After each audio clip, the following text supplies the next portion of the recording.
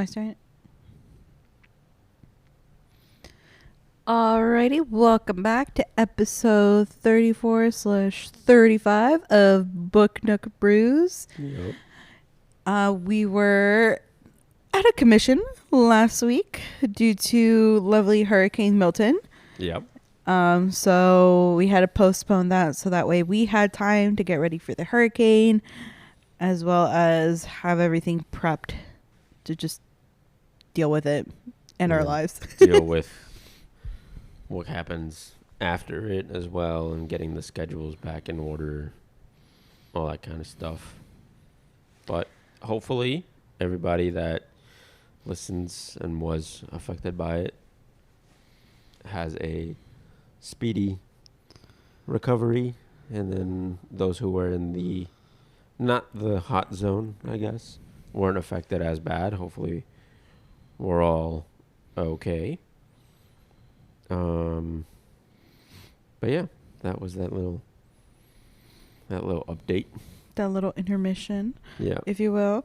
I am drinking. Well, we are drinking. We have a brew for today, and we're both drinking VMC, which is like It is Saul Canelo Alvarez's hard seltzer. damn way to hit it with the whole The government name. legal government name. Jeez. If you guys don't know, the Mexican boxer has his own hard seltzer brand. Difficult to find at first, but now it's starting to make its appearance a little more. And they're actually quite good. Yeah, I'm drinking the flavor Paloma, which slaps. It's really good. Very smooth. I have the margarita flavor, which is also very good. It tastes like my favorite kind of margarita, just carbonated. A Tommy's. Yeah. But yeah. So this week we are covering chapters 12. I think we ended 12. No, 11. We ended at 10, the first one. So it'll be Chapters 11 through 31. yes. So again, that was 11 through 31, and that is two sections of chapters that we were going to do. I think it was 11 to 22. 11 to 21, and then 22 to 31. Yeah. But since we had that little hurricane intermission, putting both of them together here, but also to just make the episode a little longer, because this is kind of a quick read. Not much goes on in it, just interesting topics. So instead of making it one 30-minute episode, put two together, see how much we can get out of that. Oh. So I guess we can start, just chatting about it. Yeah. So we left off, and Albert is still in a very... Wait, time out. If you hear noise in the background, that is our kitten having her feral I think she's moment in of the gremlin day. mode. Yeah. I think it came Great timing. early today.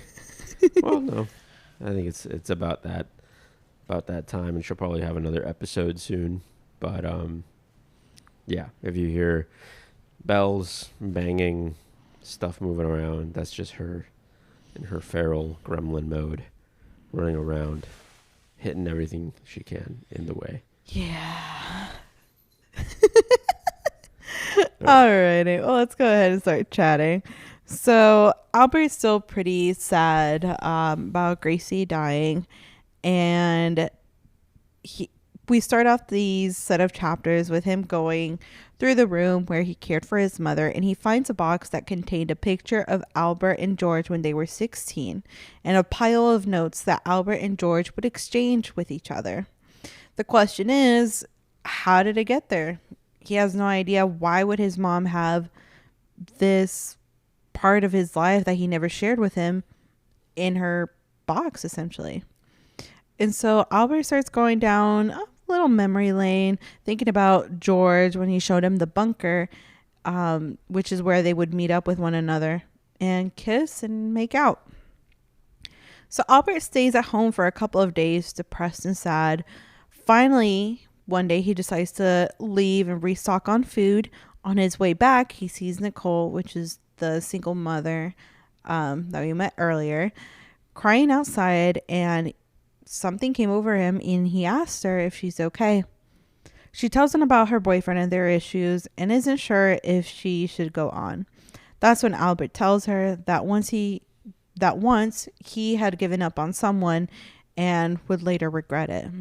So it's a little piece of advice for her. Albert then goes home and cries about what he lost with George and how lonely he feels. George was the first person Albert felt loved and was told that he was loved by. Not even his mother or his dad would ever tell him that. That night, he drank himself to sleep, and when he woke up the next morning, he felt something change in him. He cleaned up his home, stopped moping around, and decided it was time to look for George. Then we go over to Nicole, who decided to go back to college, and she tells her boyfriend, and he tells her that he's proud. Albert also decides to upgrade his phone and tries to search up for George through social media but has no luck. He decides he's going to need more help looking for George and thought that maybe Nicole could help her. When he goes back to work, he tries to be a little bit more social with his coworkers and those he sees on his walk when delivering mail. By the second time he stops at Nicole's house, he decides to ask her if she could help him with social media, and she agrees. At first, she assumes that he's looking for a woman, but after she saw how he reacted when she asked that, she asked him then if it was a man and told them that there's nothing wrong with that either. She wouldn't judge him differently. At work, Albert decides to ask Marjorie if he could check the archive room, and when he says that he's looking for a man, Marjorie tells him that his secret is safe with him and he can go look in the archives. In this room, he finds a lead, a forwarding address to Bradford. The next walk he has, he talks to Edith again and opens up to her about being gay. He gives her mail from a secret admirer, but it's just him being nice to her and trying to give her some hope. He also ends up talking to the gay couple, Daniel and Danny, but at this point has not really told them, that he's gay. He just wanted to apologize to them about how rude he was. Afterwards, he met up with Nicole at the playground and he asked her for help on navigating the map app on his phone since he now has an address to Bradford. On the train to Bradford, Albert starts freaking out and worrying if this whole idea might have been just something he shouldn't have gone with. Maybe George had moved on or married someone else, but he decides to go on. He goes to the address and asks the owner, but he's super rude. The lady next door overhears him and tells Albert what she knows. George went off to Manchester and last he heard worked at a bar but had no idea of the name. Albert invited Nicole over and they try to narrow down the search of where Albert is. Nicole decided she will accompany Albert to look for George in Manchester. And then at work, Albert also stands up to Jack when he overhears him talking about women in a bad way. So yeah, Jack started speaking bad about, not about women, but about his wife, no? Doreen. Yeah. And I guess with everything that's been going on and him feeling a little more comfortable, Albert finally decided to speak up and basically stand up for not only Doreen, but also just all the other jokes that they have been making in the office that he would say, I guess like even if the person wasn't there to hear the joke or whatever, it still doesn't make it right. Kind of left everybody shocked. Then he just turns around and continues doing his work at his desk. After that, he would go talk to Edith. Brought her cupcakes. They had a chat. And she mentions she was a costume designer for a theater back in the day where George actually played a part in, and it turns out it was the Romeo and Juliet play. He asks Edith if by any chance she knew of a George Atkinson, and she remembers the name, knew what character he played, but that was pretty much all she knew about George. So he mentioned if by any chance she kept in touch with anyone else who might have happened to keep in touch with George. And she mentioned a man named Victor. Mm-hmm. Forget the last name. It was kind of weird. But mentions Victor, who happened to play Romeo, and also happened to have a thing for George, even though George wasn't interested. But Victor kept trying. And so she assumes that that Victor would know something about George. So she mentions that he owns a shop in Blackpool. And from there on, he went searching for that store. Happens to find the store. And I think he immediately goes there. Yeah, he goes in to buy, quote unquote, buy Yeah. a costume, like a regular client, and then Well, the shop turns out to be an adult store. Yeah. yeah, he felt a little awkward in there. Yeah. He picks up like some cowboy costume, I believe. Yeah. Goes up to the counter, and as he's ringing him up, Albert starts up a little bit of a conversation with him, and then he asks, "Hey, do you know anyone by the name George Atkinson?" And here he finds out that he doesn't go by George Atkinson. That's why he hasn't been able to see him on social media. His name is Georgina St. James. Right? No, that's not the part. No? No. Oh, that's a little bit further. Yeah, I'm confusing it. He tells him that he moved over to Manchester, moved up to a kind of like a gay village that they have in Manchester, and worked at a bar. And then Albert asked him if he knew the name of the bar, and he says, "Why do you need it? What are you trying to get with George?" And he just tells him he just wants to know.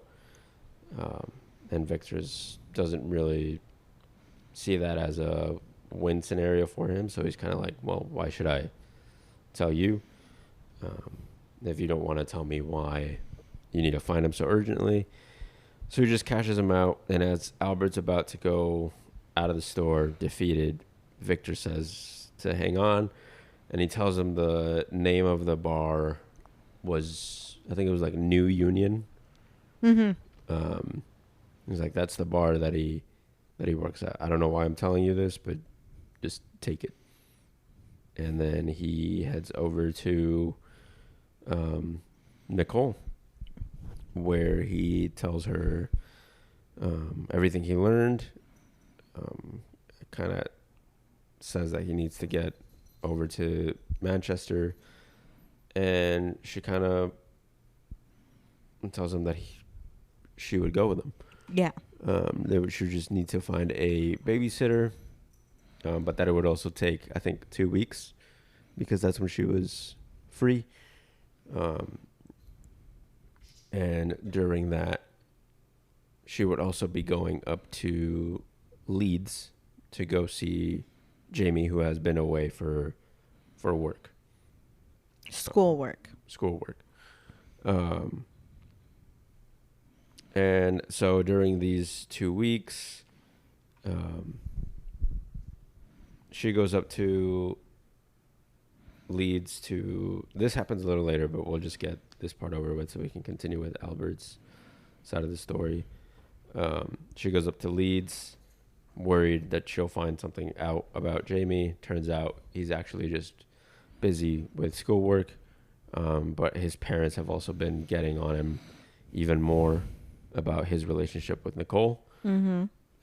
Nicole basically has that confrontational conversation where it's more like he has to do more to fight for the relationship than he's doing. Not really saying you have to choose either them or me, but saying she wants to see a little more fight for that because his parents are threatening to take the allowance away from him because his parents are rich. But then now he's also thinking about the money situation because he's still in school until July, which is in the summer. And I think right now they're in winter. So it's still a couple of Yeah, they're in months. January right now. Yeah. He's essentially telling her to wait like another 5 months. Yeah. And she's telling him, she's like, you want me to wait? And what if the outcome is that exactly the same? Yeah. Essentially, he's not trying hard enough to. Then again, they've only been fight or dating advocate. 6 months. That's where I'm kind of iffy on that. 6 months is kind of a very short time for him to just kind of have to deal with school, her going back to school, her having that job, him having to battle the idea of having to choose at some point. I don't know. I just think that whole relationship is just a bit dodgy. I don't know. Because first they met online. I already don't. But that's just me. And, it's only 6 months. 6 months to be kind of already having that confrontational thing. I don't know. To me, it just... I don't think it's confrontational. She's just bringing up a concern that she has. And I think she discussed it well. She didn't yell at him. She didn't scream at him. Well, I'm also not saying it's on her either. Okay. No, but I'm just saying, like, I think she brought it up in the best way that she could. Yeah, she did confront him with something that she doesn't feel comfortable with. And, considering that their relationship is fairly new. Yeah. She is at a different stage in her life. And she just wants to make sure that he is there, like, on the same page. Otherwise, why is she wasting her time with a man who is not essentially going to advocate for their relationship? Because even if it's these early on, I guess you can call it quote unquote like red flags. If they continue to be a trend, it's going to be a relationship that gets dragged on in secret for who knows how long. Might as well just get this right out the gate and be like, okay, if you're serious about me and about this relationship, especially with my daughter here, things are just a little bit more different than if if she just were a single woman, Yeah. I think it makes it a little bit complicated that she does have her daughter in the mix, Yeah. I also just don't like how this part is being, I guess, kind of written. But I'll get a little more into that onto the final part of the recap. But yeah, so they have that conversation, and then she just ends up leaving that same night after they're having the conversation, where she ended up kind of, I guess, like upset that that's how that went, but also at the same time needed that conversation. Yeah. So she's still happy that she showed up, even though it's not what she had planned, but it needed to happen. So she goes back. And is ready to tell her bestie Albert everything that happened. Yeah. So while she's away in Leeds doing that, he is watching over her daughter. But then there's also other stuff happening. Right before she leaves, they have this little quiz fundraiser thing. A trivia night, right? Yeah. They call it a quiz night, but I guess that's what they call it over there. It's a trivia night as a fundraiser for, is it Marjorie's son, who is sick. Just got told his condition got worse. He wouldn't be able to travel in a couple of months. So she's trying to raise money up to go to, is it Disney World? Yeah. So she's trying to get that money now to take him as soon as possible. But obviously it's a lot of money. She would need, I think it was about 2,300, I guess, pounds. And in the trivia night, they raised about 300 and something pounds. So she said she was grateful for it and all that stuff, but she's still missing 2,000. She opened up to Albert about the situation. Albert saw she was upset, and with him now being a little more comfortable and opening up, he decided to have that conversation with her, and that's where she tells him that she's still missing that 2K. Then she leaves to kind of tell the results of the trivia and all that, and he drops a 2,000 pound anonymous donation from his savings because he's like, what good is it just sitting there? I'm gonna be retired anyway. And his whole life has been very minimal in what he spends. Yeah. He never really traveled or anything. So the money that he did make, he made a decent living. Yeah. So he had a lot saved up. Like those 2,000 might as well go to something good. Yeah. And he used his phone. He went onto his bank account online and did I loved it. The live transfer. But more importantly, what happened at the trivia night is he officially came out to all of his coworkers, kind of just slightly dropping it in. There was a question. He wasn't really participating in it. He was just kind of sitting there, just spending the time to just show, I guess, that he showed up. Mm-hmm. And then there was a question that asked who was the singer or who was the group that sang, I forgot the name of the song, but it's Albert and George's song, basically. And so he knew the answer straight away. Everybody was giving incorrect answers, so he decided to step in and say the correct band. The correct movie was West Side Story. West Side Story, yeah. And everybody was like, "Are you sure? How can you be so sure?" Like blah blah blah. He goes, "Yeah, that's the movie. That's the song that my boyfriend and I know. I used to dance with my boyfriend at the time or whatever." Kind of just drops it like that, and they kind of move on, and everybody's like, wait, what? And they circle back, and yeah, it becomes this announcement.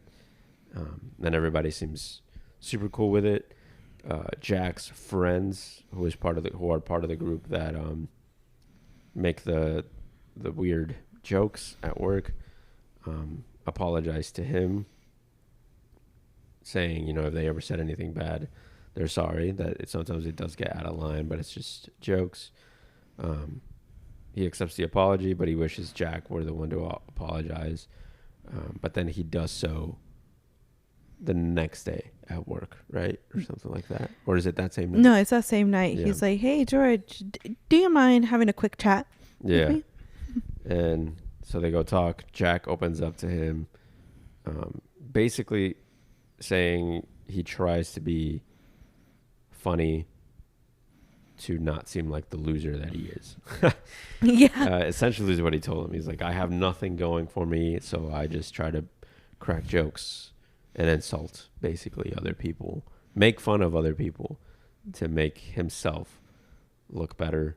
And that he even talks down on his wife outside of his house. But in reality, Doreen is literally the glue keeping everything together. And he's like, if she were to actually leave, he's like, I know I make jokes about leaving her, but if she were to actually leave me, I'd be a mess.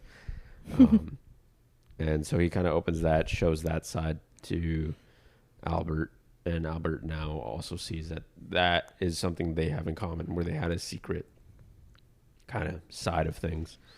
So that made him even more comfortable with all of his coworkers. So then he goes back to work the next day, and they have this little coming out party Yeah. for Albert. Everything was kind of already all set up and stuff, and he asked Marjorie how she had time to set all this up, and she was like, "I've been preparing for it since like you started working here," because she knew it would happen at some point. It just took longer than she thought, and everybody was just there celebrating him. After, Which is so nice because I feel like he really had that village come like around him. Like he had people at work who he didn't really think would, I guess, give him much attention yeah, for coming out at the age that he did. yeah, But everyone really came together. Hell, even Edith got him. She got him a little gift. No, I don't remember. Was it like flowers? She made him I think a scarf or something like that. Mm-hmm. She had taken out her old sewing machine and made him Oh something. yeah. And then I think basically the whole neighborhood heard about it, and as he was walking around delivering stuff, everybody was congratulating him, and he made friends with Daniel and Danny. Went into their house, and I think he also offered them to come over at any time. Mm-hmm. And then And they said that they knew something. They kind of knew that about him. yeah, that's but why they were just accepted the awkwardness, because they're like, we know he's just being awkward because he hasn't come out yet. So he's like, we were just giving you your space essentially. yeah, like when you were ready, you would tell us, and so he did. And then it was Nicole who had one final gift for him that day, but she wouldn't give it to him at that moment. It was just something they had to do before they left for Manchester. Mm-hmm. And it ended up being a little makeover, I guess, for him before they left to Manchester. She cut his hair, gave him a little fade. Yeah. And then took him shopping at that same store where he bought the clothes for the Christmas party, but now could officially go in there and shop as a gay man, feeling comfortable looking at all the clothes and stuff like that. And that was it. That was the gift, right? She gave him that makeover. That was that. Oh, and when he was getting his hair cut, she's like, "There's one more thing you have to do for me. I'm not gonna do it for you. Just look it up on Google." Oh, manscaping. Yeah. He's like, "Huh?" Yeah. Who was looking after her daughter while they were both in Manchester? Was that told? I don't remember. Oh, I don't remember. But yeah, they head out to Manchester, just them two. They get to the gay village in Manchester. He starts getting hit on as soon as he just walking down the street in that village. Doesn't know how to react. Nicole is there the whole time. They get to the bar, the New Union bar where he supposedly worked. Is looking around, doesn't really see anyone that would resemble him. And he's about ready to kind of give up when a drunk man goes up to him and is like, this place isn't how it used to be. And George Albert is kind of there like, what the hell? It's like, I'm sorry, I don't remember asking. And he just kind of makes a conversation. He's like, how long have you been coming here or whatever? And results that he's been there for a very long time. But it's not how it used to be, apparently.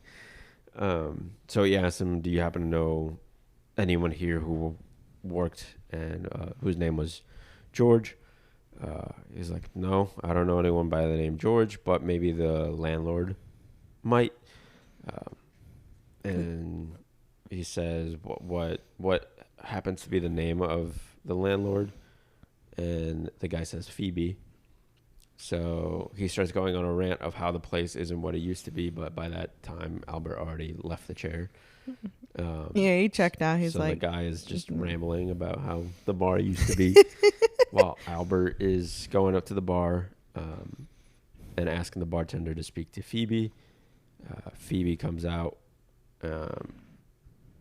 and Albert asks about George. Phoebe gets all, I guess, excited or shows a smile and says if Albert wants to go into the back to just talk, I guess, in private. They go back there. Phoebe starts smoking, even though it's prohibited. But Phoebe was like, "It's my place." Yeah, this is the space that I can. Yeah. So they start talking about George. Turns out, Phoebe is, what is it? Drag mother. Yeah. Drag mother. And George is a drag queen. And a good one at that. Yeah, apparently, I guess, widely known. Yeah. Goes under the name Georgina St. James. This is where you had it kind of little mixed up. Oops. This is where Georgina St. James comes out, which Albert thought was weird because Georgina was what he used to be bullied as, or George was bullied as. Which being a gay teenager or whatever, people would tease him as, with his name being George, to be Georgina. Which I think, and I wonder if the reasoning is, what I'm thinking is that George decided to use Georgina as taking what people would use to make fun of him as, and using that to his, like, essentially using it as like a switching it from something bad to something good, and be like, you can't call me this name because this is the name I call myself for my drag persona. Yeah. And this is who I am. Yeah. This is no longer anything related to anything bad. This is good. Yeah. So, so Albert finds that out, says or asks Phoebe if there's anything else that he could get about George. And Phoebe says, well, I gave you the drag name. That's as much as you need. Now you can find George anywhere online. And so he goes, tells Nicole. They look him up. And he kind of gets nervous because now he knows that there's a show coming up that he could go to and meet up with George. And I think that's where that kind of leaves off. This is it. Counting down to... This is the closest he's getting to finding George. Right now, as of the last thing, he's marked 18 days to go until the show. Yeah, but this is the moment he... I really thought we were going to meet George in this set of chapters, like the latter half. I really thought we were. There was 2 times where I thought we were going to do it. One being Phoebe. I thought Phoebe was going to end up being George, the owner of that bar now. And 2, I thought he was going to be that drunk man. Yeah, me too. Yeah. And he's going to be like, yeah, it's not what it used to be. And he's like, you know George? Oh, I haven't heard that name in years.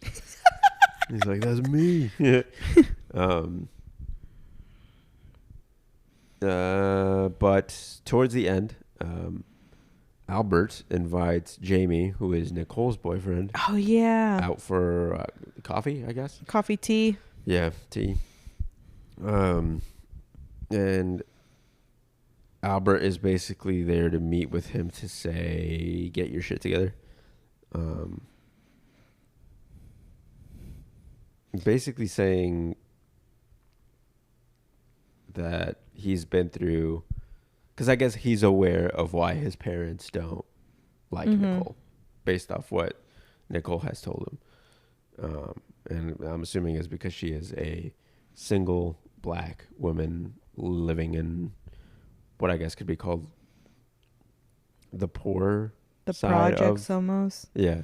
Because she's living in a house that is like given by the government now. Or it's like some assistance. Yeah, some assistance. And then works at a salon or whatever, and going back to school, all that. So he basically gave the speech of like he knows how hard it is to fight for something, I guess, that some people don't see as right, but if it's worth it, whatever, fight for it. He even told him, it's like, if like, have you tried to even just have them sit down for a conversation or to meet her? Yeah. Like, you know who Nicole is. You see her as this bright woman. Like, why not try to give your parents the opportunity to meet that side? And then he says, no, I never thought about it. He's like, dude, you never thought about just having to meet.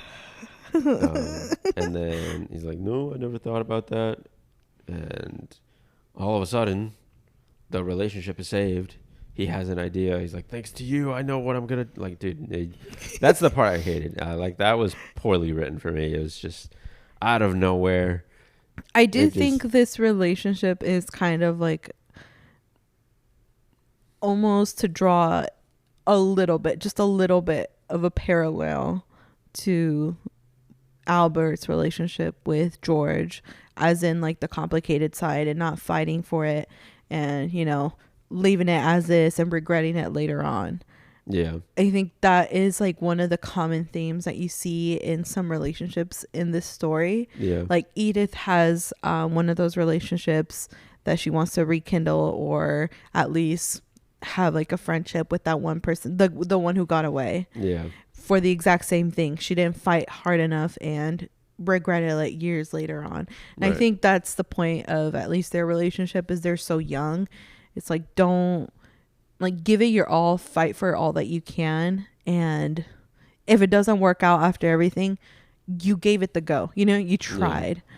But if you don't try, you don't know where you're going to get. Right. I think that's the main point about at least that storyline. It's almost, I don't know if the proper term is like a foil. I don't think so. I think it's just like a parallel to kind of see the differences from their time to this time, you know? Yeah.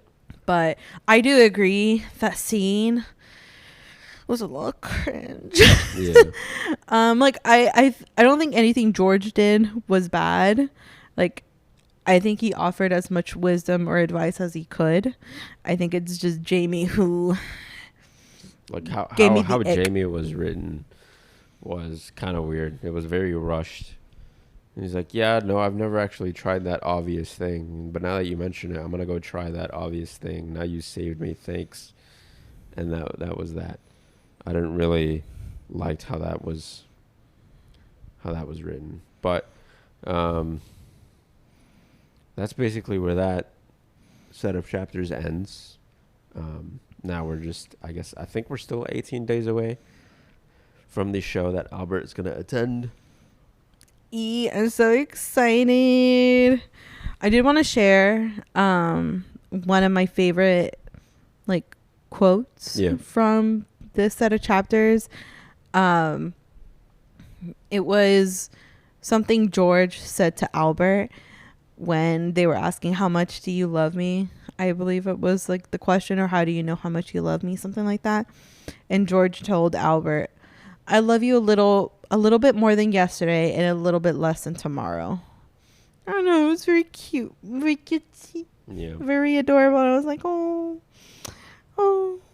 And then Albert also says something later on. He's like, just by being open about their feelings, every single person had the chance to change the world, which is really nice. Yeah. Another little interaction I did want to mention was when he did go to Bradford, and spoke with the neighboring family. Oh yeah. The kid, he saw a kid outside dressed in like women, like I think it was a boy dressed in a boy kid dressed in like a dress, or something feminine. And Albert had given them a compliment, and the parents come out. He's like, yeah, like he can't really do this at school because they make fun of him, but at least at home we let him express himself the way that he can. Right. So he does have that outlet. Yeah. At least here we can protect him and allow him to do what he wants. At school it's a little bit different, but you know, as he grows. Yeah. And Albert's like, if only parents could all be like you guys are doing an amazing job essentially. Yeah. But I thought that was a really cute interaction and allowed George to see that the world is changing or has changed from Allowed Albert to see that. Yeah. Albert. Dang it. Yeah. Why do I keep confusing them? Felt like I kept on saying that. Jesus. Jesus, man. Yeah. But it's pretty much guaranteed we'll see what happened to George. See how that turns out. I think I'm gonna go out on a limb and say it's not gonna be the ending that Albert wants, but it's gonna be the closure. Yeah. I think. Yeah. I'm hoping for a happy ending because I love happy endings. Yeah. Well. At least I hope so. I don't know how this is gonna end, but I do think Albert's gonna get the closure that he needs, Yeah. and that's gonna be enough for him to. Oh wait, no, but we find out why. What was the reason they stopped talking? I also forgot that. Oh yeah, that was so. Yeah. So I guess they were sneaking around together. Mm-hmm. And To the bunkers. Yeah. And all of a sudden they see two cops chasing them. And they start running, but one of the cops catches George. And remember, at this time they can get arrested for being gay, I guess.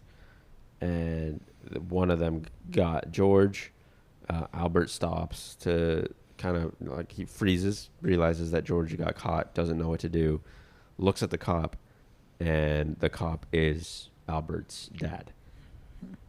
So Albert starts panicking because obviously doesn't want him to see Albert. George is screaming for help, telling the cop to let him go, whatever. The second cop is getting closer, and Albert makes the decision to run as he was afraid of one being caught, but then being caught by his dad. Mm-hmm. And he runs away, and ever since then did not speak to George. Yeah. And so now he has that thought in his head of, is he going to forgive me? Is he going to be eternally pissed off that I left him with the cops? I don't even know if George knows that was his dad. We might find that out too. But we'll see. I think that's where my ending will come into play. Like, I don't know if George is going to be in a relationship or not. I don't know, but I think Albert's going to get the closure he wants. George is not going to be able to forgive him for what he did, but he's going to be like friendly about it. You know, like what happened, you know, and it's cool or nice of him that he went through all this trouble to kind of find him and whatever, and they're going to be friends, I guess. But that's pretty much it. Because, I mean, you do something like that, and it's kind of crazy to just leave him there. But also, I mean, you could also see it from Albert's perspective, where he did say that he was running and continued to run, thinking that George was behind him. And the moment he looks back and notices that George wasn't there, that's when he noticed that he got caught by his dad and everything. To be a little bit different, I'll be on the other side. I'm hoping that in a way George does end up forgiving him, because he does understand that it was a pretty tricky situation. I guess, like, George was miles ahead in his sexuality compared to Albert. yeah. In many ways, Albert was closeted. I mean, Albert was closeted until he's 60 years old, I believe. Somewhere around the 60s. And that's when he finally came out. George has known and has been a little bit more open about his sexuality from back then when they were dating.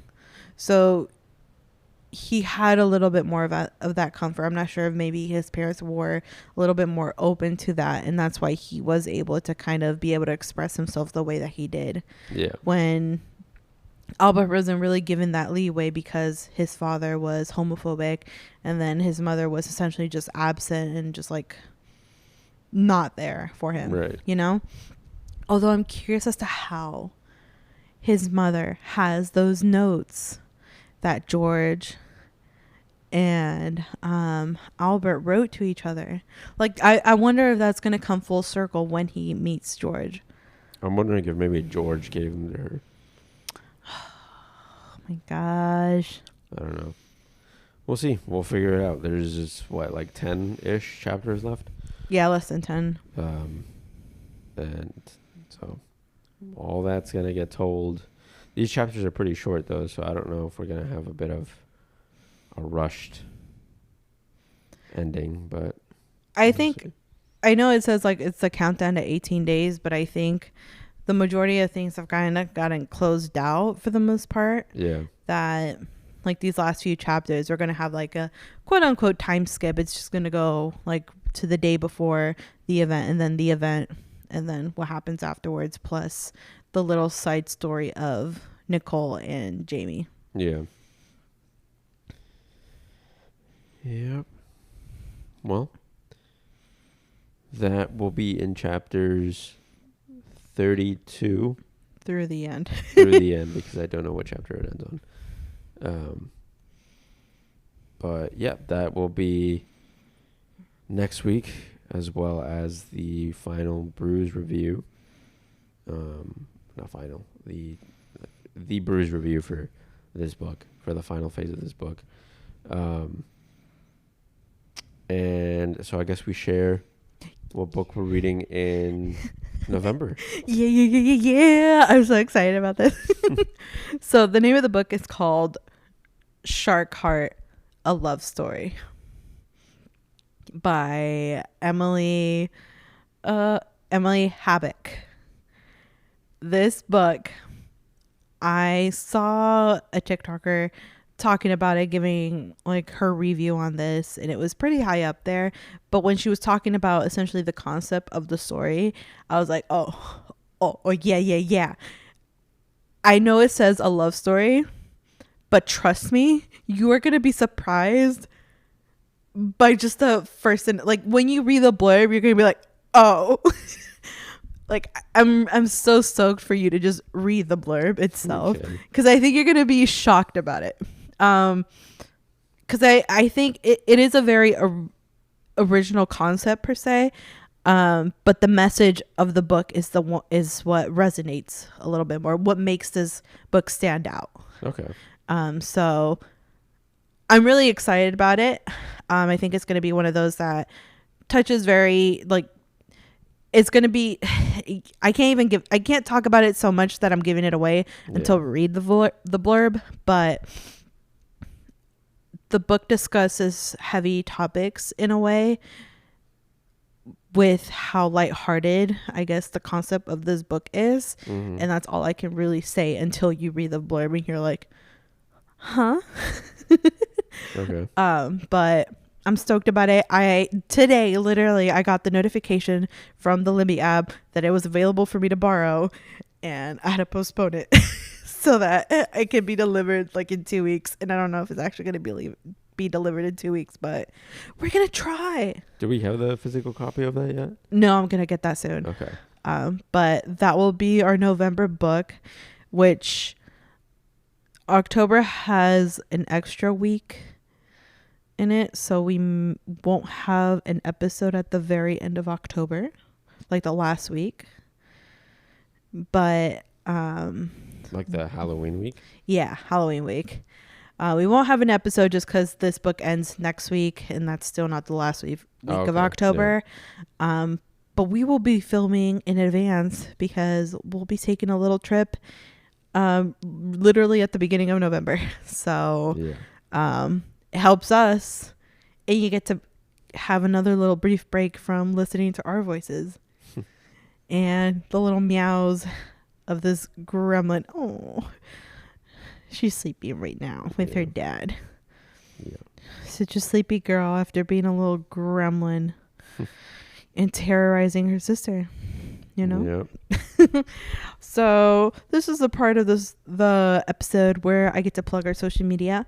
So don't forget to follow us on Instagram at the Book Nook Brews, Book Nook Brews everywhere else. Because of the whole storm, everything were a little bit chaotic, so I didn't really post an update that we were Yeah. gonna be uploading. But when life's a little bit chaotic, sometimes you don't have time to make a fancy little post. But yeah, follow us on there to keep up to date, see what's going on, and that's about it. Cool. Well, we'll see you guys next week for chapters 32 to the end and the brew review of The Secret Life of Albert Entwistle by Matt Cain. All right. Till then. Bye bye. See ya.